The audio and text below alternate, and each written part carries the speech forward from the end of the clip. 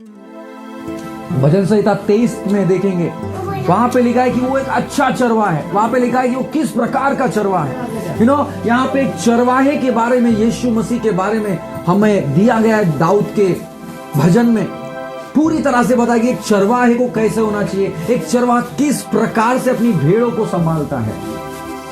यीशु मसीह किस प्रकार से हमको संभालते, इस पूरे अध्याय में 23 अध्याय में परमेश्वर हमें सिखाता है पवित्र आत्मा के द्वारा। अगर आप देखेंगे इसमें भी पवित्र आत्मा जो हमारा सहायक है, जिसको यीशु मसीह ने, वो हमको सिखाता है कि किस प्रकार से इस संसार में रहते हुए हमें एक धर्मी जीवन जीना चाहिए। और अगर हम संकट में फंसे तो किस तरह एक चरवाहा हमें संकट से निकालता है, वो अच्छा चरवाहा यीशु मसीह कैसे निकालता है। इस प्रकार से पूरे इस अध्याय में हम देख सकते हैं भजन संहिता 23 में। कई बार एक भेड़ भटक जाती है लेकिन उसका चरवाहा उसको छोड़ता नहीं। भले वो 99 को छोड़ के आएगा, लेकिन एक भेड़ जो गुम हो गई है उसको ढूंढ के फिर से उस झुंड में जोड़ देगा, ताकि वो पूरा झुंड उसके लिए पाया जाए, उसकी महिमा के लिए पाया जाए। और जब वो झुंड में आ जाती है तब वो सारी भेड़ें साथ में मिलकर उस चरवाहे का पीछा करती है। जहां जहां वो चरवाहा जाएगा वहां वहां कौन जाएगा? भेड़ें जाएंगी उसके पीछे पीछे। और वो चरवाहा उन भेड़ों को कहां ले जाना चाहता है? वो चरवाहा उन भेड़ों को स्वर्ग में लेके जाना चाहता है। हमारा चरवाहा यीशु मसीह है और वो हमको चाहता है कि हम उसके पीछे चले। और उसके पीछे कहां तक जाना है? स्वर्ग तक जाना है और अंत तक उसमें हमें रहना। इसलिए यीशु मसीह ने कहा कि मैं अच्छा चरवाहा हूं। क्या बोला यीशु मसीह ने? मैं अच्छा चरवाहा हूं।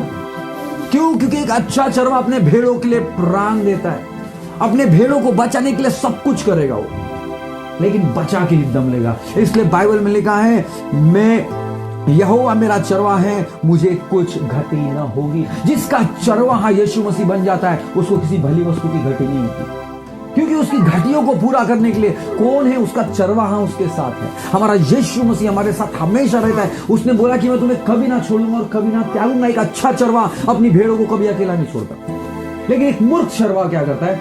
अरे खा लेगी, खाना है तो खाए ना, तुम्हारे मैं तो आराम कर रहा हूं। लेकिन हमारा यीशु ऐसा नहीं है। हमारा यीशु मसीह लिखा है, बाइबल में लिखा है कि वो धर्मियों को भूखा मरने नहीं देता। जो यीशु मसीह पर विश्वास करते हैं वो उनको भूखा मरने नहीं देता। इसलिए बाइबल लिखा है कि यहोवा मेरा चरवाहा। जिस किसी का चरवाहा यहोवा है, यीशु मसीह है, उसको किसी भली वस्तु की घटी नहीं होती। इसलिए इस भजन में दाऊद बोल रहा है कि मेरा चरवाहा वो है, इसलिए मुझे कुछ घटी नहीं होगी, इसलिए मुझे कुछ घटी नहीं होगी। क्योंकि जब यीशु को आप अपने जीवन में बुला लेते हैं, जब यीशु मसीह पर निर्भर रहते हैं, पता है एक चरवाहे के ऊपर उसकी भेड़ निर्भर रहती है। उसको मालूम है कि मेरा चरवाहा मेरे लिए भोजन का प्रयोजन करेगा। उसको मालूम है मेरा चरवाहा मेरी घटियों को पूरा करेगा। एक भेड़, अच्छी भेड़ क्या होती है? अच्छी भेड़ अपने चरवाहे का शब्द क्या करती है?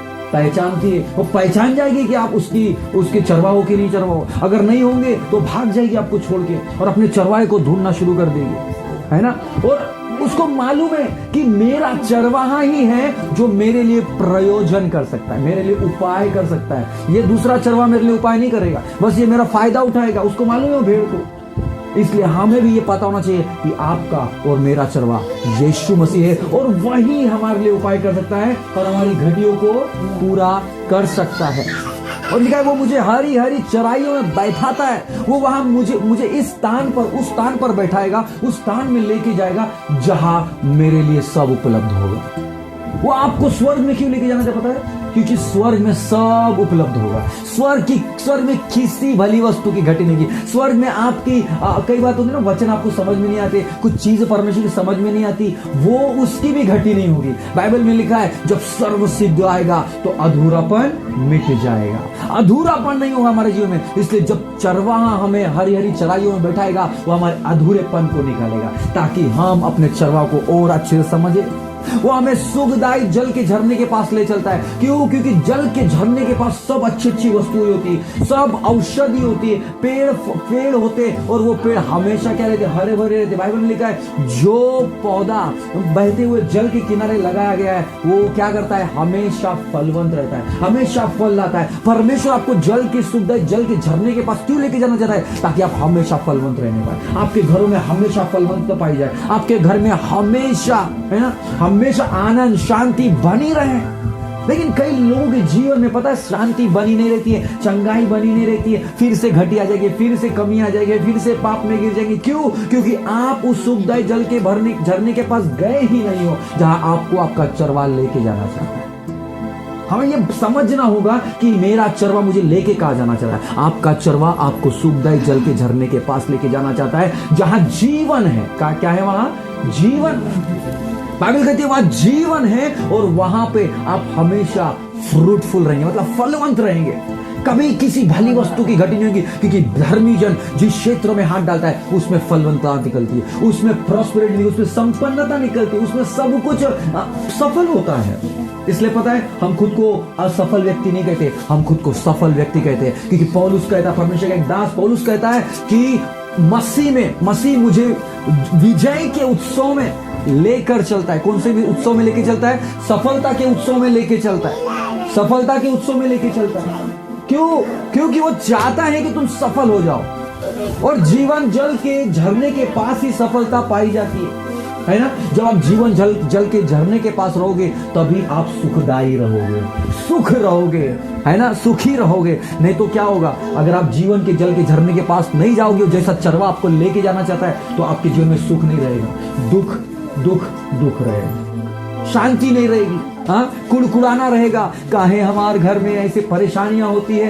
क्यों मेरे घर में हमेशा झगड़े होते? क्यों मेरा बच्चा गलत रास्ते पे जा रहा है? प्रभु में विश्वास करो, क्यों मेरे घर में अभी भी शांति नहीं है? क्यों ऐसा हो रहा है? क्योंकि आप सुखदायी जल के झरने के पास नहीं गए जहां यीशु मसीह आपको लेके जाना चाहता है। और वो सुखदायी जल का झरना मिलेगा कहाँ? परमेश्वर की उपस्थिति में मिलेगा। परमेश्वर अच्छा चरवा आपको कहाँ ले जाना चाहता है? वो आपको परमेश्वर की उपस्थिति में लेके जाना चाहता है, परमेश्वर की प्रार्थनाओं में लेके जाना चाहता है। वो चाहता है कि तू संकट के समय में तू मुझे पुकार, तू क्यों संसार में ढूंढ रहा है उसके उत्तरों को, है ना। कई बार हम क्या करते हैं? हम परेशानी में फंस जाते हैं, हम दुख में फंस जाते हैं, और हम उसके उत्तरों को संसार में ढूंढते हैं। सर जी को फोन लगाइए, हमारे पास्टर को फोन लगाइए, अपोस्टल को फोन लगाइए, उस दास को फोन लगाइए, इस दास को फोन लगाइए। क्यों दास को फोन लगाना है? परमेश्वर को फोन लगाइए सीधा घर से बैठ के। ये यीशु मसीह करना चाहता है। यीशु मसीह आपको सुखदायी जल के झरने के पास लेके जाना चाहता है। वो अच्छा चरवा आपको सुखदायी जल के झरने के पास क्यों लेके जाना चाहता है? ताकि आप उस सुखदायी जल के झरने के पास बैठकर संपन्नता को देख सके, आप प्रॉस्पेरिटी, सफलता को देख सके, और उस जल के झरने से पुकार सके, हे परमेश्वर अब तू मुझे निकाल, मैं आया हूं। परमेश्वर आपको वहां ले जाना चाहता है। परमेश्वर आपको, यीशु मसीह आपको परमेश्वर की उपस्थिति में लेके जाना चाहता है, जहां से आप परमेश्वर से मांगोगे और संकट के समय वो आपकी सुनेगा।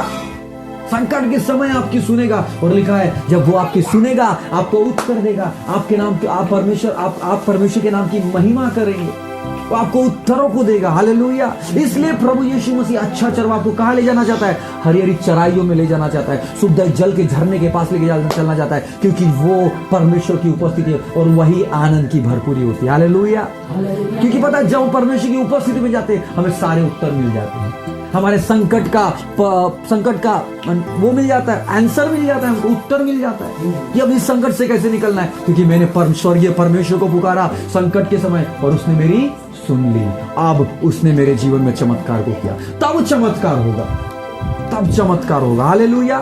संकट के समय किसी मनुष्य को मत पुकारना, संकट के समय यीशु मसीह को पुकारना, तब आपको वो संकट में से निकालेगा। यीशु मसीह आपको अच्छे चरवाहे के समान उस सुखदायी जल के झरने के पास लेके जाना चाहता है। बाद में लिखा है वो मेरे जी में जी ले आता है, वो मेरे जी में जी। जब आप उसकी उपस्थिति में जाएंगे, जब आप उस जल के झरने के पास जाएंगे, आपका अंदर से प्यार उसके लिए उमड़ता जाएगा, बढ़ता जाएगा। हाँ, आप उसके प्यार में और डूबते जाएंगे। वो बोलेंगे प्रभु मुझे ये आनंद चाहिए। पता है उसकी उपस्थिति में आनंद की भरपूरी होती है। आपका प्याला उमड़ेगा। उमड़ता कभी पता है? उमड़ना, उबलना देखिए, उबलना वैसे ही उमड़ना होता है। उसी प्रकार से बस गर्म उबलता है, ठंडा उबलता है, उमड़ता रहता है। मतलब नया नया नया नया नया चीज आएगा, नया आनंद आएगा, नई शांति आएगी, नया सुख आएगा, नए तरीके से आप मगन होते जाएंगे उसके प्रेम में। कब? लेकिन जब आप अपने चरवाहे के पीछे चलेंगे और सुखदायी जल के झरने के पास बैठेंगे, तब वो चरवाहा आपको वहां ले जाना चाहता है। और बाद में लिखा है, धार्मिकता के मार्गों में वो अपने नाम के निमित्त मेरी अगुवाई करता है। और जब आप उस सुखदायी जल के झरने के पास बैठेंगे, जब परमेश्वर की उपस्थिति में बैठेंगे, आपका प्याला उमड़ेगा और आप धार्मिकता के मार्ग में आपका उपाय, आपके लिए अगुवाई वो परमेश्वर अपने आप करना शुरू कर देगा, अपने आप करना शुरू कर देगा। और तब परमेश्वर अपने नाम की महिमा आपके द्वारा करेगा। हालेलुया। इसलिए यीशु के पीछे चलिए, यीशु मसीह के चाल चलन का अनुसरण करिए। बाइबल में लिखा है कि यीशु के चाल चलन का तू अनुसरण करना, जैसा यीशु चाल चलता है वैसे हमें करना है। अपने पड़ोसियों को प्रेम करो, अपने पड़ोसी के लिए चुगली ना करो, अपने पड़ोसी को झूठी बातें ना करो उसके पीछे।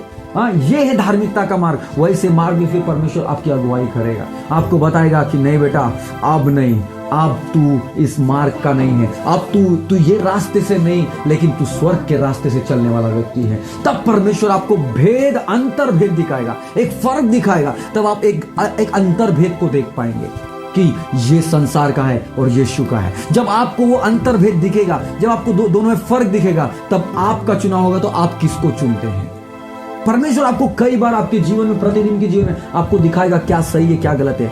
हाँ, परमेश्वर को क्या पसंद है क्या नहीं पसंद। हमने पिछली बार सीखा था कि परमेश्वर को प्रसन्न करने के लिए जीवन जियो और लोगों को प्रसन्न करने के लिए जीवन ना जियो। हमने ये सीखा था। तब परमेश्वर दिखाएगा दो चीजें प्रतिदिन आपके धार्मिकता के मार्ग में। जब परमेश्वर की अगुवाई करेगा, आपको परमेश्वर प्रतिदिन दो चीजें दिखाएगा कि ये चौड़ा मार्ग है, ये सकरा मार्ग है। अब तुझे चुनना है, तुझे किस पे चलना। प्रतिदिन हमारा चुनाव होता है, एक दिन का चुनाव नहीं है हमारे इस जीवन में, इस मसीह जीवन में एक दिन का चुनाव नहीं होता है। इस मसीह जीवन में प्रतिदिन का चुनाव होता है। प्रतिदिन हमको दोनों में से एक को चुनना पड़ता है। क्या तू उसकी बुराई करेगा या तू उसको आशीष देगा, तू उसको गाली देगा या तू उसको आशीष देगा। ये प्रतिदिन का हमारा चुनाव है। ये परमेश्वर अगुवाई करता है। इस प्रकार से परमेश्वर अगुवाई करता है। परमेश्वर दिखाता है, देख ये अंधकार है, ये ज्योति है, तू किसको चुनता है। और जब हम ज्योति को चुनते हैं तब परमेश्वर आनंदित होता है। जब हम ज्योति को चुनते हैं परमेश्वर आनंदित होता है, प्रसन्न होता है और कहता है मैं इसका चरवाहा हूं, ये मेरी भेड़ है, इसके लिए मैंने अपने प्राणों को दिया। लेकिन जब आप अंधकार को चुनते हैं तो परमेश्वर दुखी होता है, परमेश्वर उदास होता है। कई बार लगता है फिर कि क्या कर रहा है ये प्रभु आपके लिए दुख से भर जाता है। इसलिए हमको हमारे प्रतिदिन के मार्ग में, प्रतिदिन के जीवन में किसको चुनना है, किसके पीछे चलना चाहते हैं। यीशु के पीछे, अच्छे चरवाहे के पीछे, कि संसार के चरवाहे के पीछे। अगर संसार के चरवाहे के पीछे अगर आप चलेंगे तो संसार के जैसे बनते जाएंगे। प्रतिदिन परमेश्वर आपको ये चीज दिखाएगा कि किसके पीछे चलना है। बाद में लिखा है, चाहे मैं घोर भरे अंधकार से भरी हुई तराई में होकर चलूं तो भी हानि से नहीं डरूंगा, क्योंकि तू मेरे साथ रहता है।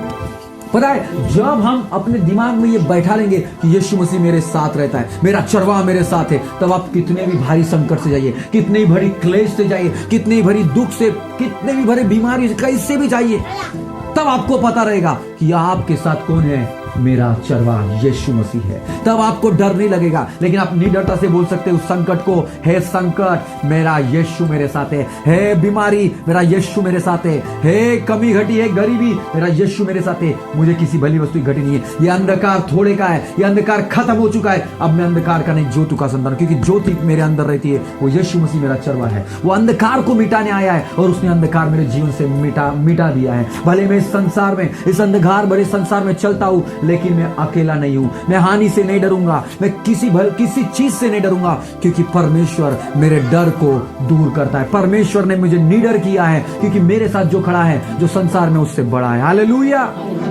हमको प्रतिदिन ये बोलना है कि मेरे साथ जो है और जो संसार में उससे बड़ा है। मेरे साथ कौन है? मेरे साथ यीशु है। मेरे साथ कौन है? मेरा साथ अच्छा चरवाहा है और वो सबसे बड़ा है इस संसार में। हालेलुया। ये संसार एक अंधकार के समान है, एक अंधकार भरी तराई के समान, जिसमें हमें प्रतिदिन चलना होता है। लेकिन याद रखना, आप अकेले नहीं हैं, आपका चरवाहा आपके साथ रहता है। और लिखा है कि वो हमें पकड़े रहता है, थामे रहता है, वो हमें कभी अकेला नहीं छोड़ता। वो हमें हमारा दाहिना हाथ थाम कर हमारी अगुवाई करता है। कौन सा हाथ? दाहिना हाथ, राइट हैंड हमारी अगुवाई करता है। और वो बोलता है कि तू अकेला नहीं है। बस दिक्कत ये है कि उस समय आप उसको पुकारते हैं कि नहीं, आप उस समय बोलते हैं कि नहीं।